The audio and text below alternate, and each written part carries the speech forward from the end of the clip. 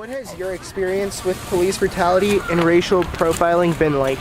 I haven't had any personal experience with them myself, but my husband has. Right. And how's that been? They just took him to jail last week for ibuprofen. Right. And they didn't, try to look at it or try to test it. When they pulled him over, they just put it as a dangerous drug and locked him up. And as he was in jail, they tested it and found out it was ibuprofen.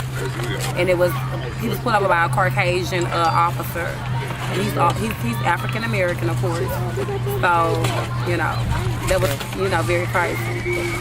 So how does that experience make you feel? I just feel like, justice, needs to be served with everybody, not just with him, just with anybody. I just feel like police need to do better with their job because that can happen to anybody, no matter what race, no matter what. Like I say, I don't see color. I am a mixed female. I'm mixed with Caucasian and black. So therefore, I don't feed into the racial stuff and the black on black crimes and the black crimes and all that.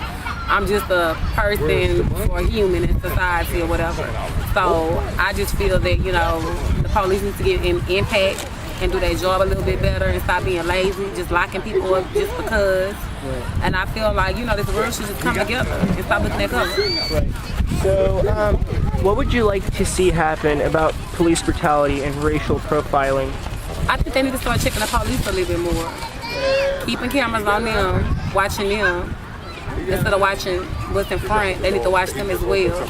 Keep them on 24-hour surveillance. He's talking about brutality.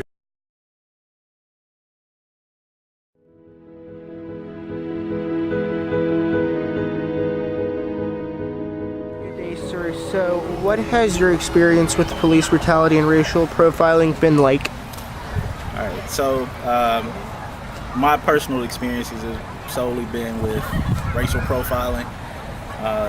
When I was younger, of course, being stopped by the police and questioned for no apparent reason, no legal reason. We weren't doing anything, just, stopped while walking down the street and being asked questions when we haven't done anything. And then, of course, as I got older, being stopped while driving for no legal reason whatsoever, once while in college, and asked questions about where I'm going, what have I been doing, where do I work, where do I go to school, those types of things.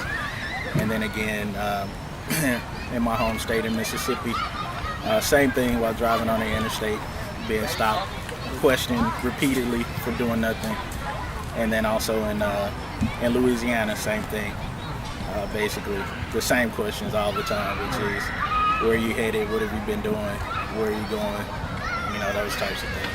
And how does that experience make you feel? It's frustrating, absolutely. It's definitely frustrating. It's a different climate now, of course, where it can be, terrifying because you never know how that might end. Right. And what would you like society to do about police brutality and racial profiling? From a societal standpoint, those who are not affected, certainly you'd like them to be more understanding of what happens.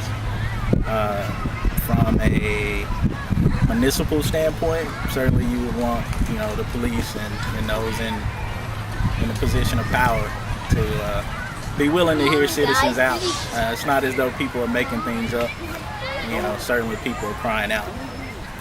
So thank you so much.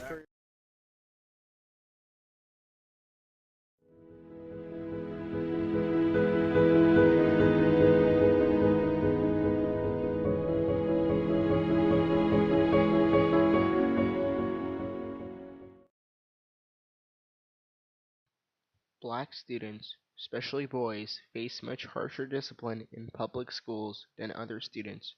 1 in 5 black boys and more than 1 in 10 black girls received an out-of-school suspension.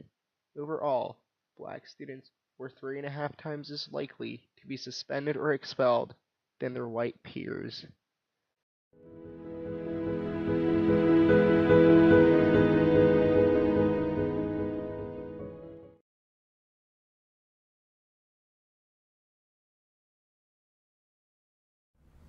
So, how do instances for police brutality and racial profiling make you feel? It really makes me feel sad because I feel like we've come so far from slavery and enslavement, and it's just sad to see that that's still going on in today's society. And what would you like society to do about police brutality and racial profiling? I think a lot of that comes from abuse of power, but also of fear. So I feel like if officers were more inclined to do more community outreach, actually being in the communities that they're patrolling, that they will see there's nothing to be scared of at all. Hey, thank you so much for your insight.